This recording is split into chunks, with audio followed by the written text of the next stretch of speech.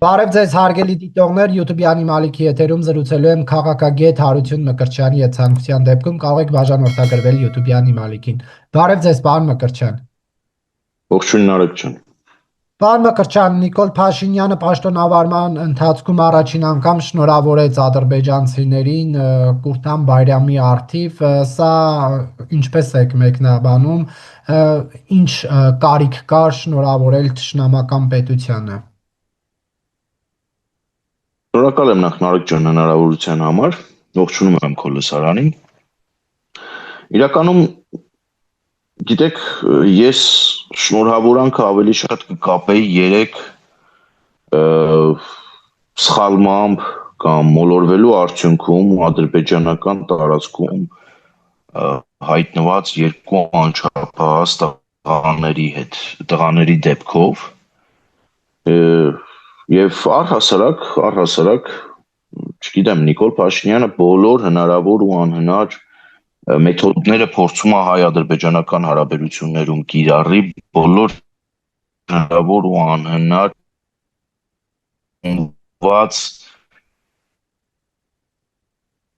կարգերին համապատասխան փորձում է ստանալ, փորձում է ինչ-որ հավաստիացնել, որ Հայաստանի Հանրապետությունը ռևանշի չի պատրաստվում գնալ։ Ես այս համատեքստում եմ այս հարցը դիտարկում եւ բնավ աշխարհի վերջը չի Նիկոլ Փաշինյանի ադրբեջանցիներին իրենց Կուրբան Բայրամի առիթով շնորհավորելը։ Իրականում շնորհավորելը, եթե իմ ասացի համատեքստում դիտարկենք եւ հիմք ընդունենք, ապա կարող ենք ասել, որ այդ շնորհավորելը նաեւ արդյունքներ գրանցեց եւ այդ տղաները արդեն իսկ վերադարձվել են Հայաստանի Հանրապետություն։ Բայց ինչու եք կարծում, որ Կուրբան Բայրամի առթիվ շնորհավորանքը հիմք հանդիսացավ։ Ну, դե շնորհավորելը ինքնին արդեն իսկ բանա, չէ՞։ Մեզ համար տարօրինակ է, օրինակ ինչի եք դուք այդ հարցը ինձ տալիս, եթե դա նորմալ է, եթե դա Հայաստանի Հանրապետության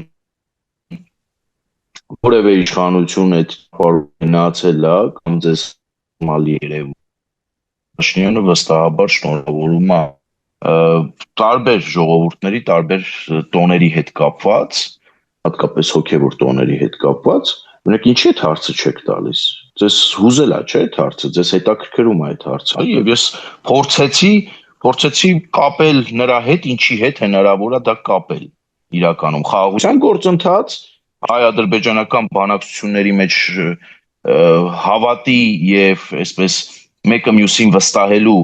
չափաբաժնի բարձրացում եւ իհարկե տակ-տակ տեղի ունեցած դեպքը երկու անչափահաս երիտասարդներ, որոնք մոլորվելու արդյունքում հայտնվել էին ադրբեջանական կողմում։ Իսկ եթե ոչ մի բանի հետ չկապենք եւ զուտ դիտարկենք դա որպես հոգեվոր տոն, այդտեղ էլ ոչ մի արտառոց բան տեղի չի ունեցել։ Նիկոլ Փաշինյանը նույն հաջողությամբ շնորհավորում է նաեւ Իրանի Իսլամական Հանրապետության մեր հարևաններին։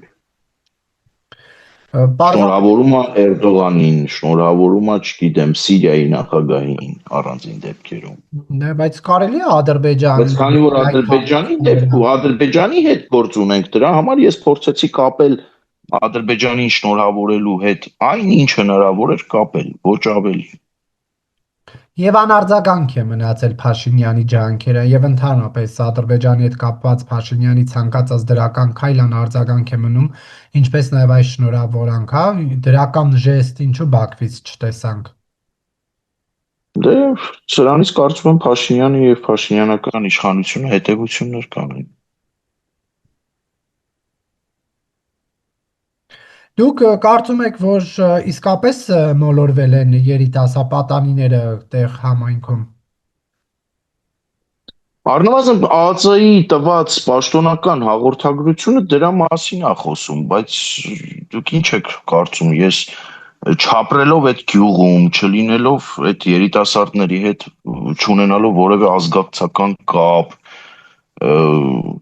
ես պետքա իմ վրա իրավունք վերապահեմ եւ ասեմ, որ չէ, երիտասարդները մոլորվելու արդյունքում չէին հայտնվել Ադրբեջանի տարածքում։ Կա պաշտոնական վարկած Հայաստանի Հանրապետության ազգային անվտանգության ծառայության կողմից տարածված։ Եվ կան տասնյակ, գուցե հարյուրավոր ոչ պաշտոնական վարկածներ հիբրիդային պատերազմի կողմերի կողմից տարածված։ Հիմա դուք ինձ ասեք, խնդրում եմ, ես որին հավատամ կամ որին հետևեմ, օրինակ թողնեմ Հայաստանի Հանրապետության ազգային անվտանգության ծառայության հայտարարությունը եւ հիբրիդային պատերազմի գործիքների կողմից տարածված հայտարարությունը հիմք ընդունեմ, որ օրինակ առևանգել են, չգիտեմ ինչ են արել։ Ակնհայտ է, չէ, որ դեպքը տեղի ունենալուց ժամեր անց Ռուսաստանի Դաշնության Կիրենկոյի մասնավորապես ձեռքի անձնական օգտագործման բազմաթիվ խոսափողեր եւ գործիքներ Հայաստանի Հանրապետության ներսում էլ ինչ լուրասես տարածեցին։ Ասեմ ավելին, հրճվում էին տեղի ունեցածով ներքուստ կամ այսպես թաքցնելով այդ հրճվանքն ու ժպիտը, որ հեսա այս երիտասարդները չեն վերադառնա։ Այ կտեսնեք, հերթական գերիներն են, եւս երկու գերի ավելացան, Ադրբեջանը մտավ, առևանգեց, ինչ ասես տարածվեց։ Հիմա բացատրեք ինձ, խնդրում եմ, Սյունիքից հեռու ապրող քաղաքացուս, միջին վիճակագրական Հայաստանի Հանրապետության մյուս քաղաքացիներին, ում հավատանք, եթե ոչ Հայաստանի Հանրապետության պաշտոնական ազգային անվտանգության ծառայությանը եւ նրանց պաշտոնական տեսակետին ու հայտարարությանը առավել եւս որ տղաները արդեն իսկ Հայաստանի Հանրապետությունում են եւ հնարավորության պարագայում կարծում եմ նրանք իրենք էլ կխոսեն։ Հիմա ինչ խնդիր կա այս հարցի մեջ դավադրությունների տեսություն հյուսել, ենթադրություններ անել, օրինվածքներին հավատալ, այն դեպքում, երբ որ կա պաշտոնական վարկած եւ պաշտոնական հաղորդագրություն։ Գուցե կարող է պարզվել այլ բան հետագայում, չեմ բացառում, կարող է պարզվել այլ բան, բայց դրա համար հիմքեր է պետք, դրա համար պետք չի երեկվա մամուլի եւ այդ հիբրիդային պատերազմի գործիքների նման սատերին հավատալ, այդ սատերի ետևից գնալ իրականության թելը կորցնելով։ Ամեն դեպքում Փառք Աստծո, որ երիտասարդները այս պահին Հայաստանի Հանրապետությունում են, եկեք այս փաստն արձանագրենք։ Իհարկե դա շատ լավ նորություն է, շատ լավ փաստ է, որի հաղորդողներից առաջիններից մեկն էլ ես եմ եղել Factor TV-ում, բայց այս դեպքը չի նշանակում, որ մենք խոցելի ենք անվտանգային առումով, հա, այսինքն մեր սահմանները պատշաճ չեն հսկվում ծառայությունների կողմից, զինված ուժերի կողմից, որ ձիու հետևից կամ չգիտեմ վաղը մյուս օր մեկ այլ կենդանու հետևից գնացողը հայտնվելու է Ադրբեջանի տարածքում։ Այստեղ խնդիրներ չկան։ Նայեք, եթե դիտարկենք հայ-ադրբեջանական սահմանագիծը, ահռելի երկարություն ունի եւ ինչ որ առումով նաեւ նորմալ է, որ սահմանագիծը խիտ հագեցված չի սահմանապահներով, այլ ծառայության, այլ մարմինների ծառայողներով եւ գիտեք, խնդիրներին պետք է աչքերով նայել, կարծում եմ։ Կան խնդիրներ, իսկ ով ասեց, որ չկան, ես քեզ հետ համաձայն եմ, այո, կան խնդիրներ, այո, անվտանգային համակարգը եւ շարունակում են առաջնային առհասարակ Հայաստանի Հանրապետության յուրաքանչյուր քաղաքացու համար։ Թե մենք շատ ենք խոսում դրանից, թե մենք շատ ենք մտածում դրա մասին, իշխանություններն ասում են, որ իրենք շատ են աշխատում այդ ուղղությամբ։ Դա միակ հարցն է, որ ամենաշատն է հուզում։ Գուցե կան խնդիրներ, չեմ բացառում։ Դա էլ պետքա ունի օբյեկտիվ եւ ոչ այնքան օբյեկտիվ կողմեր, հա։ Մարդիկ կան, որ այդ խնդիրները լինեն, չլինեն, փորձում են դա մատի փաթաթան դարձնել եւ օրվա իշխանությունների եւ հենց հանրության ինչ որ առումով նաեւ աչքով։ Մարդիկ են, որ այդ խնդիրների հետևից գնում են եւ լուծումներ են առաջարկում, փորձում են այդ խնդիրները լուծել եւ այսպես շարունակ։ Իրականում նորմալ է, որ հայ-ադրբեջանական այդ 1000 կիլոմետր գերազանցում է, այդ իրականում ճշգրիտ թիվը հիմա չեմ կարող ասել, բայց հստակ գիտեմ, որ 1000 կիլոմետր եւ ավել է հայ-ադրբեջանական սահմանային գիծը։ Իսկ այդ գծում որևէ գյուղի հատվածում կան անցքեր, կան հատվածներ, որ գյուղացիները կարող են իրենց ձիերի հետևից գնալ կամ չգիտեմ ոչխարի հոտի հետևից գնալ եւ սխալմամբ հայտնվել Ադրբեջանի տարածքում, վստահաբար այդպիսի տարածքներ կլինեն։ Պարոն Մկրտչյան, պատիվ ունեմ խմբակցությունը վարչապետի թեկնածու է առաջադրում Դավիթ Համբարձումյանին, հաղորդագրության մեջ, որը առաջին անգամ եմ կարդում, որը նոր հրապարակվեց, նշվում է, որ հաշվի առնելով Հայաստանի Հանրապետական Կուսակցության գործադիր մարմնի հայտարարությունը, Հայաստանի Հանրապետության ԱԺ պատիվ ունեմ խմբակցությունը սույն թվականի հունիսի 7-ին կայացած նիստում միաձայն որոշեց ազգային ժողովի կանոնակարգ սահմանադրական օրենքի համաձայն վարչապետին ամսնայություն հայտնելու առաջարկ ներկայացնել, որպես թեկնածու առաջադրելով Մասիսի ղեկավար ՀԿ անդամ Դավիթ Համբարձումյանին, ինչպես եք մեկնաբանում այս լուրը։ Ես կթողնեմ այս լուրը առանց մեկնաբանությունների ձեր թույլտվությամբ։ Մնում է Դավիթ Համբարձումյանին մեկնաբանենք կամ պատիվ ունեմին մեկնաբանենք։ Okay, թող փորձեն։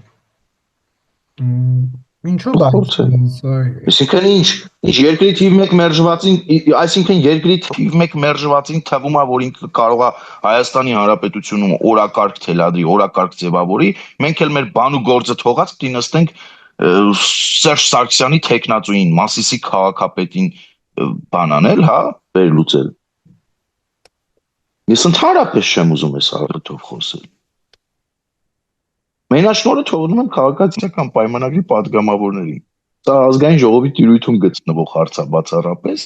ՔՊ-ական падգամավորները հարկ կհամարեն պատասխանել, թող պատասխանեն, հարկ չեն համարի, թող չպատասխանեն։ Ես այլևս քանի մոտենում ենք 2026 թվականին մերժվածի, թիվ 1 աթեիստի, ալբանացու, այս շրջանակների կողմից թելադրվող օրակարգին հնարավորինս փորձելու եմ չտրվել, հատկապես երբ որ այդ օրակարգը թելադրվում է Դավիթ Համբարձումյանի դեմքով։ Եվ առանցքային դեմքը այդտեղ Մասիսի քաղաքապետ Դավիթ Համբարձումյանը։ Գիտեք, լավ էլի նարեք։ Չեմ մեկնաբանում։ Փաշինյանին ամսնայություն հայտնել, թե ոչ։ Իհարկե ոչ։ Իհարկե ոչ։ Գիտեք, առնվազն պետքա, չգիտեմ ինչի ազդեցության տակ լինես, որ պարզ իրողությունների հետ հաշվի չնստես։ Առհասարակ քաղաքացիական պայմանագիր կային ժամանակ իմ քայլը խմբակցությունը, որի այսպես հիմքը տեղափոխվեց քաղաքացիական պայմանագիր կամ ավելի ճիշտ քաղաքացիական պայմանագիր իր դեմքով երբ որ հանդես եկավ։ Դեռևս 2020 թվականին, 2021 թվականին հավաստիացնում եմ ձեզ, անգամ այն ժամանակ իրանց դա չհաջողվեց։ Հիմա ոնց եք պատկերացնում, իրենց պիտի հաջողվի impeachment-ի գործընթաց սկսել գեներացնել։ Որքան էլ որ այլ ինստիտուտներ եւ այլ շրջանակներ ձեռքերը տաքացնեն, ֆինանսական միջոցներն ուղղեն, օրդորեն, տարբեր շրջանակներ ակտիվացնեն, վստահեցնում եմ ձեզ դա ոչ միտեղ չտանող ճանապարհ է, fake օրակարգ է եւ դրա շուրջ անգամ քննարկում ծավալելն է անիմաստ։ Դեք Տանիկար Սերժ Սարգսյանն ասում էր հանրապետականը թեկնածու չունի։ Հետո Քոչարյանի թեկնածությունն էին իրենք այսպես տողվատակում առաջարկում կամ ասում էին աջակցեն։ Հետո չգիտես Աշոտյան կար մի հատ այդպիսի, Աշոտյանի անունն էին շրջանառում, հիմա էլ բանա, պտտվեցին, գնացին Գասպարյանի աջ ձեռքը հանդիսացող Արշակ Հակոբյանի փեսայի վրա կանգնեցին Մասիսի քաղաքապետ Դավիթ Համբարձումյանին։ Ներողություն էլի, ամեն ինչ չափի մեջ է գեղեցիկ եւ մի փոքր լրջությունը ոչ թիվ 1 մերժվածին խանգարեր, ոչ էլ առհասարակ Հայաստանի Հանրապետության քաղաքական դաշտում գործող այլ ուժերի, ովքեր այս օրակարգը սպասարկում են։ Իրականում օրակարգը ինքնին ի սկզբանե անլուրջ է եղել, նարեկ, որովհետեւ օրակարգը գեներացրել է հատկապես Սերժ Սարգսյանական թևը, մերձավորը Սերժ Սարգսյանի մի այդպիսի խեղկատակ կա քաղաքական առումով եւ ոչ միայն քաղաքական առումով, առհասարակ կյանքում էլ խեղկատակ կա, որ այս օրակարգը բերեց առաջ նետեց ու հիմա բոլորս Սերժին կամ Սերժի կուրատորներին թվում է պետքա բանու գործներս թողած նստենք իրանց ցնդաբանությունները մեկնաբանենք, իրենց ցնդաբանություններից խոսենք։ Սա օրակարգ լցնելու, դաշտը լցնելու, մեդիան լցնելու փորձ է 2026-ից առաջ, որտեվ այլ ելք չունեն, այլ ճանապարհ չունեն։ Իրենց մասին չեն խոսում, եթե խոսում են ոսկեղենիկ հայերենով են խոսում մեր հայրենակիցները, ճակերտներում այդ ոսկեղենիկ բառը։ Պես մերժել են, շարունակում են այդպես էլ մերժել։ Ոչ մի արտառոց բան տեղի չի ունենում, այս համատեքստում մի կլասիկ գործիչ էլ կար, որ առաջ էր ընկել եւ Հովիկ Աղազարյանի եւ Մոսկվայի ընկերոջ գուցե ցուցումով, Հովիկ Աղազարյանի Մոսկվայի ընկերոջ ցուցումով ինքն էր ուզում առաջադրվել։ Գուցե նա էլ առաջադրվի, իրենք ասել են, չէ՞։ Առնվազն այդ երկու զույգը պատգամավորական ասել է, որ կառաջադրի կլասիկ, ինձ այն չի արվում։ Հայաստանի Հանրապետության քաղաքացիների ականջները բռնի կերպով բռնաբար են ստիպված մարդիկ նստեն, դե իմպիչմենտի գործընթացա տեղի ունենում, այսպես նայեն, հետևեն ազգային ժողովի նիստերին, այս մարդիկ էլ այդպես ափր-ծփր ազգային ժողովի ամբիոնից խոսան։ Առհասարակ ես այս օրակարգի մեջ չեմ մտնում եւ ինձ բացարձակ չի հետաքրքրում երկրում Հայաստանի Հանրապետության նորագույն պատմության թիվ 1 մերժվածը, թիվ 1 աթեիստը եւ այս շրջանակները ինչ օրակարգ թելադրեն, մենք պետք է շարժվենք մեր օրակարգով, որը բացառում է իրենց առհասարակ։ Եվ ինչու հանրապետական Սերժ Սարգսյանի գլխավորությամբ առաջադրում մեկին, ով խնդրարից է, հիշում են հեղափոխության օրերին ըստ հրապարակումների, ինչպես է հարձակվել խաղաղ ցուցարարների վրա 2018 թվականին Էրեբունիում, այսինքն ասում են բերենք այնպիսի տեխնացու, որ Նիկոլ Փաշինյանին հանկարծ մի միլիմետր վտանգ չսպառնա վարչապետի պաշտոնը կորցնելու առումով։ Նայեք, նախ առաջինը ես նորից եմ կրկնում, ես այս թեմայով չեմ ուզում ընդհանրապես խոսել։ Ես նորից եմ կրկնում, իմ խնդիրը Դավիթ Համբարձումյանը չի։ Իմ խնդիրը Դավիթ Համբարձումյանի շեֆն է։ Թիվ 1 մերժված Սերժ Սարգսյանը եւ նրա կողմից առաջադրված ֆեյք օրակարգը։ Այս իմ օրակարգը չի։ Այս Հայաստանի Հանրապետություն, դե գիտեք, տարիներ շարունակ Հայաստանի Հանրապետության իրականացրել է քաղաքականություն, որին բոլորս ենք ծանոթ եւ Հայաստանի Հանրապետության քաղաքացիները մերժել են, գնացեք այդ հարցը տվեք նաեւ Հայաստանի Հանրապետության 100 հազարավոր քաղաքացիների, ովքեր խնդիր են ունեցել Սերժի հետ։ Չի դուք խնդիր չունեք որպես քաղաքացի։ Ոսկ սա անձնական խնդիրների մասին չի, բնավ իմ խնդիրն էլ անձնական չի, քաղաքական է։ Իմ խնդիրը Դավիթ Համբարձումյանը չի, իմ խնդիրը Սերժ Սարգսյանի կողմից առաջադրված ֆեյք օրակարգն է, որի մասը ինքս չեմ ուզում դառնալ։ Իսկ առհասարակ մի հատ հակընդդեմ հարց տամ եւ ձեր հարցին այսպիսով սահմանափակվեմ, հա, պատասխան։ Իսկ հանրապետականում կան մարդիկ, որ խնդրահարույց չեն։ Լուրջ եք ասում, հանրապետականում կան մարդիկ, որ խնդրահարույց չեն։ Ինչի որին պետք է առաջադրեր Սերժ Սարգսյանը, որ խնդրահարույց չլներ, օրինակ։ Որին։ Մի հատ այդպիսի մեկին ցույց տվեք, Աշոտյանին,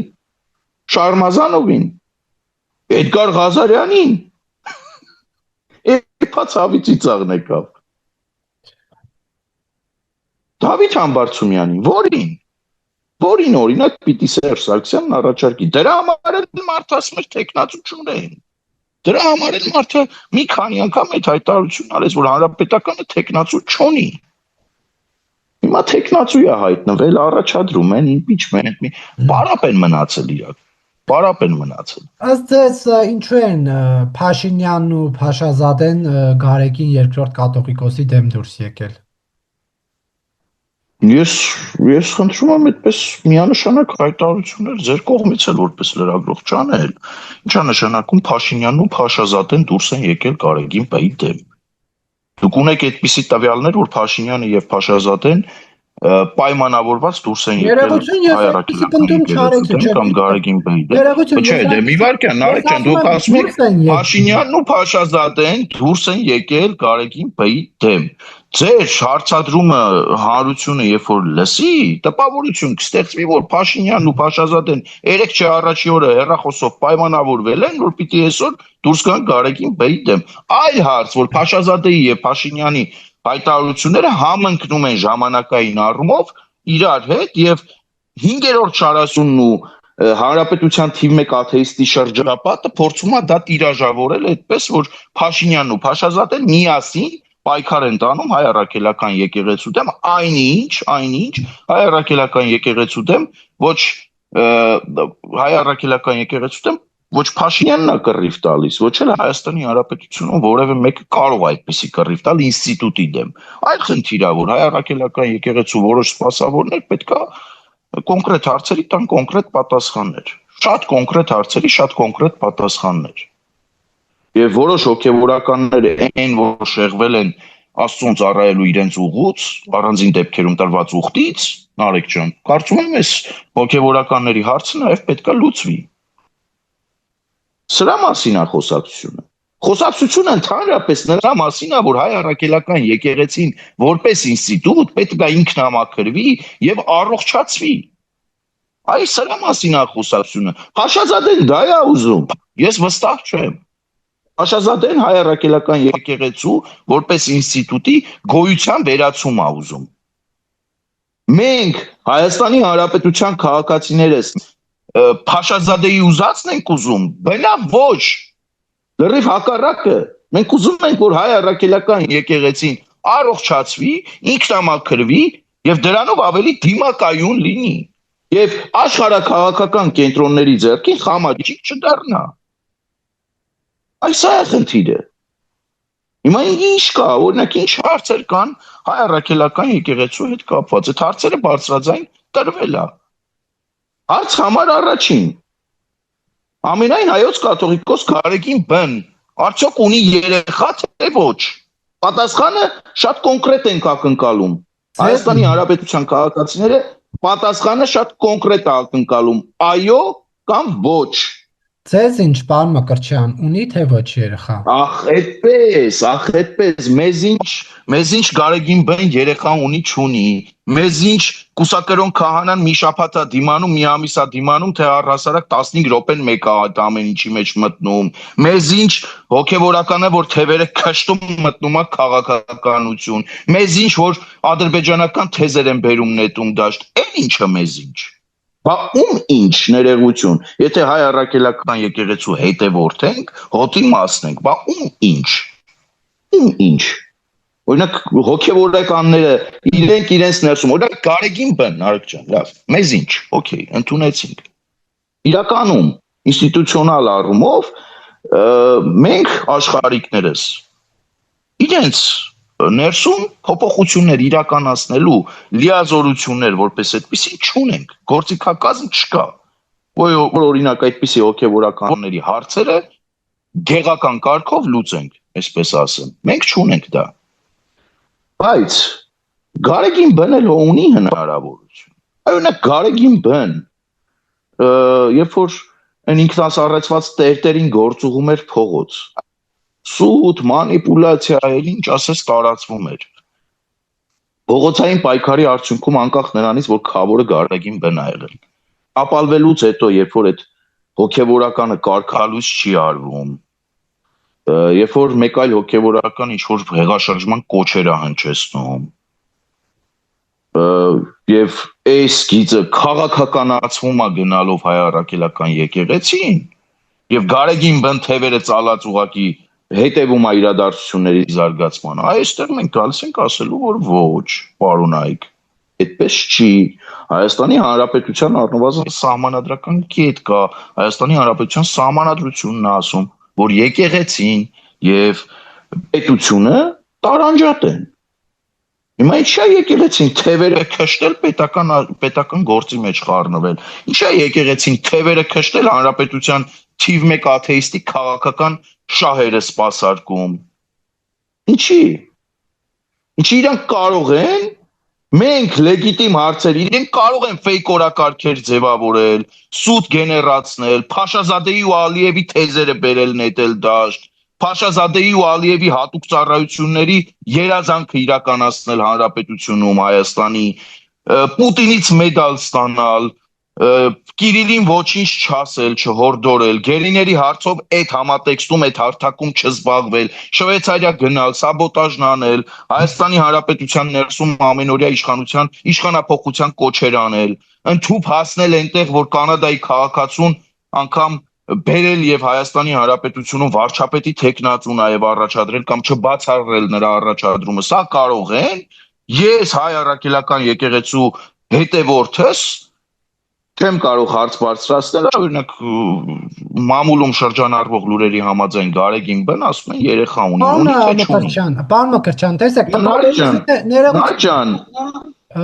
ունի թե չունի, դուք տեղյակ եք։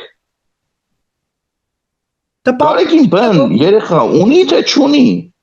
Ով է տեղյակ։ Գարեգին Բն լռում է։ Ես հորդորում եմ ձեզ, դուք լրագրողական հետաքննություն իրականացրեք։ Այցելեք, հորդորեք իրենց այս հարցին պատասխանել, որովհետև սա շատ կարևոր հարց է։ Շատ կարևոր հարց է։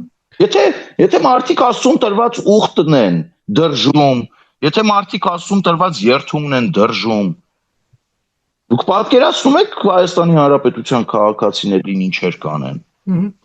Տեսեք, տպավորություն է, որ Նիկոլ Փաշինյանը քրիստոնեությունը 7 օր առաջ է ընդունել, որովհետև նա 7 օր ինչ այդ մասին խոսում է։ Ինչու հանկարծակի մտածեց եկեղեցու վարկանիշի մասին, արդյոք հոգևոր առաջնորդը խախտել է կուսակրոնության ուխտը, թե ոչ։ Սա ավելի շատ հարցեր չի առաջացնում։ Լսեք, Նիկոլ Փաշինյանի հետ ես էլ հարցեր ունեմ ու առաջին հերթին 2018-ից սկսված, երբ որ Հայաստանի Հանրապետության քաղաքացիները Գարեգին Բ-ի հարցը բերել էին օրակարգ եւ առաջ էին տանում։ Հիշեցնեմ ձեզ, որ Նիկոլ Փաշինյանն էր, որ թևերը փռեց Գարեգին Բ-ի վրա ու ասաց պետությունն ու եկեղեցին տարանջատ են եւ այստեղ որևէ պարագայում մենք չենք կարող աշխարհիկներս ներխուժել եկեղեցական կյանք, այնտեղ իրենց կյանքում որոշումների վրա ազդեցություն ունենալ։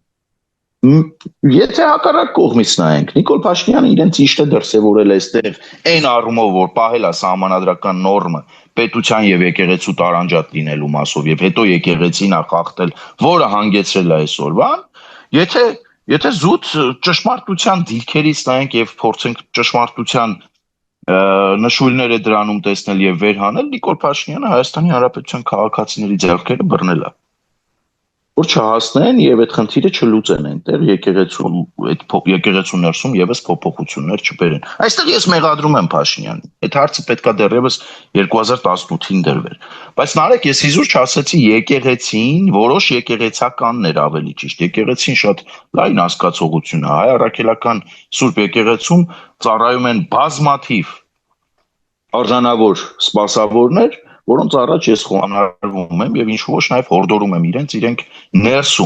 ներսում process նախաձեռնեն, այս խնդիրները վերհանեն եւ խնդիրների այս հարցերի պատասխանների յետևից գնան եւ անեն ինքնամաքրման հայ առաքելական եկեղեցին որպես ինստիտուտ։ Երբ որ որոշ հոգեվորականներ թևերը քշտում մտնում են քաղաքականություն, նորից եմ կրկնում, Փաշազադեների մտնում կարելի է չմտնել անկողին, չպարզել սիրուհի, երեխա ունեն թե չէ, բայց հենց պահանջում են Փաշինյանի հրաժարականը, հլարիստեղ տենանք երեխա ունես թե չէ վիճակներ է դառնում։ Դե տեսնում ես, սահմանադրական նորմն է խախտվում, չէ, եկեղեցու եւ պետության տարանջատ լինելու նորմն է խառնվում։ Ու այստեղ ոչ թե պետությունն է մտել եկեղեցական աշխարհ եւ փորձում է այնտեղ որոշումներ փոխել առաջինը, այլ հակառակն, արեք, սա շատ առանցքային կետ է։ Եկեղեցականներ են որոշ մտել քաղաքական process-ների մեջ Գարեգին Բ-ի օրհնությամբ եւ քաղաքականությանը հարիր ձևով պատասխան են ստանում։ Քաղաքականության մեջ կան գրված ու չգրված օրենքներ, կանոններ։ Երբ որ դու մտնում ես քաղաքականություն, դու պետք է պատրաստ լինես այդ հարվածները քո վրա ընդունելու։ Դրա համար ենք ասում, պարոնայք, հանեք վեղարները, հանեք խաչը, տենանք տակը ինչ կմնա, բացեք կուսակցություն, անուն ինչ ուզում եք դրեք, Զբաղվեք քաղաքականությամբ, ով է ձեր ձեռները բռնել։ Կուսակրոն եք, ամուսնացել եք կամ արտահանումոստական կապով կապված եք եղել որևէ կնոջ հետ, ունեք երեխա, ձեզ ով է խանգարում, ձեր ցավը տանեմ, Աստված երկար տարիների կյանք տա ձեզ եւ ձեր երեխաներին, ձեր թոռներին, հանեք վեղարը, հանեք խաչը, գնացեք ձեր թոռների, ձեր երեխաների հետ կյանքը վայելեք։ Ով է ձեզ այդպեսի, ով այդ մարդկանց ինչ որ թիրախավորում կամ նրանց անձնական կյանքը թիրախավորում, խավլիցի։ Նիկոլ Փաշինյանը, որ մինչ այս հարցադրումներ էր անում, Երևանից արդեն պնդում է, ասում է Գարեգին երկրորդ կաթողիկոսը խախտել է կուսակրոնության ուխտը եւ զավակ ունի, Փաշինյանն ասում է պնդում եմ։ Ըստ ձեզ Նիկոլ Փաշինյանը ինչ հիմքով է նման պնդում անում։ Ես կարծում եմ Նիկոլ Փաշինյանը հիմք չունենար այդպեսի պնդում չէր անի։ Եթե ոմանք կասկածում են, կարող են իրենց մասով դատի տալ, իսկ ամենաճիշտը կլինի այն, որ ամենայն հայոց կաթողիկոս Գարեգին ինքը դատի տա Նիկոլ Փաշինյանին։ Լավ, ժողովուրդ, չեմ հասկանում, դժվար է այս հարցին պատասխանել։ Գարեգին ունի, թե չունի զավակ։ Շատ կոնկրետ, այո կամ ոչ։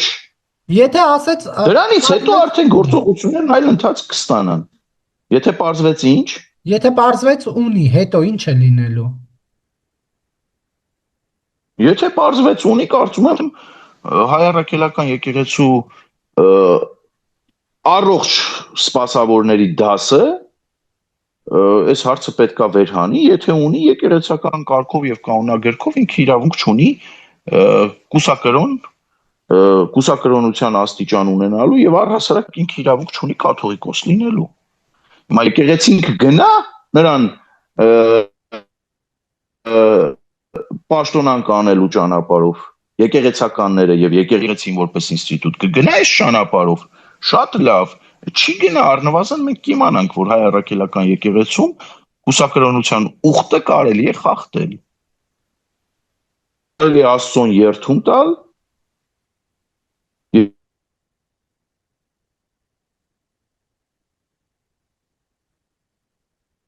ու Հայաստանի Հանրապետության քաղաքացիներում,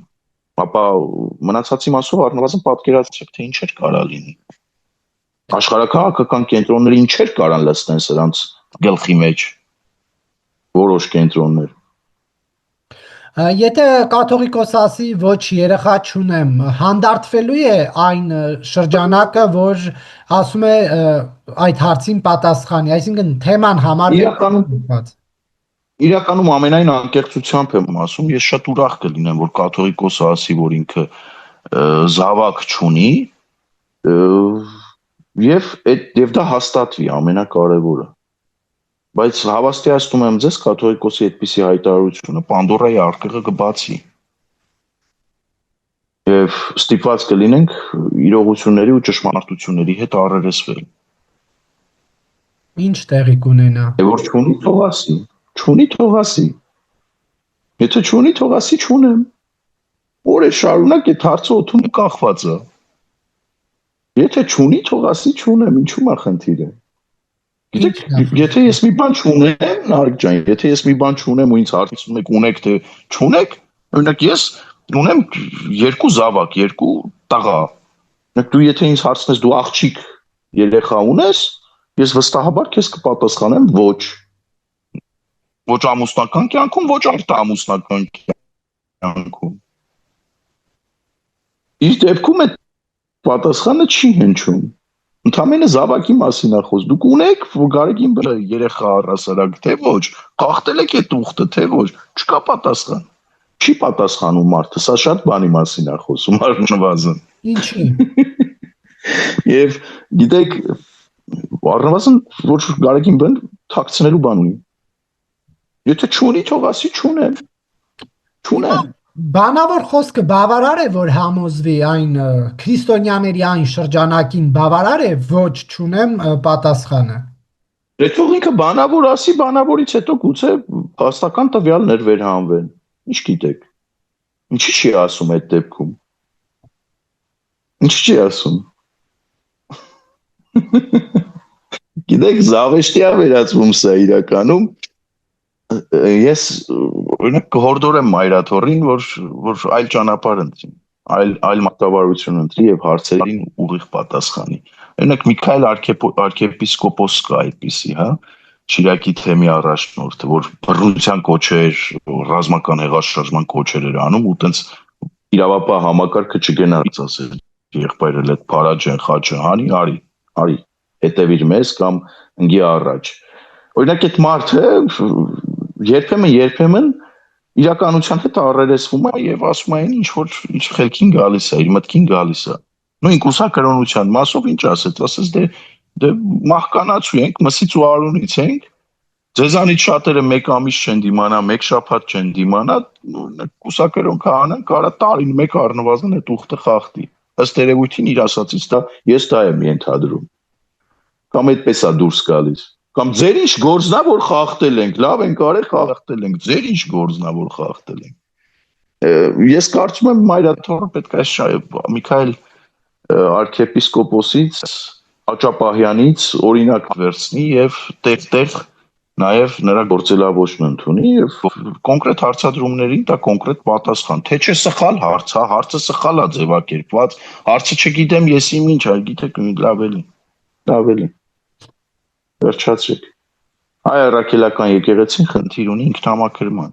Եվ այն մարդիկ, քանի դեռ գործում է այդ կանոնը, իսկ դա էլի եմ կրկնում, մեր աշխարհիկների գործը չի։ Իրենց սեփական դեմքը փրկելու խնդիր ունեն իրենց ներսում առողջացման process ձեռնարկելու խնդիր ունեն իրենք ու կարծում եմ իրենք կանեն, ինչ որ этаպում իրենք անպայման սա կանեն։ Շնորհակալություն, պարոն Մկրտչյան, հարցազրույցի Ես եմ շնորհակալ։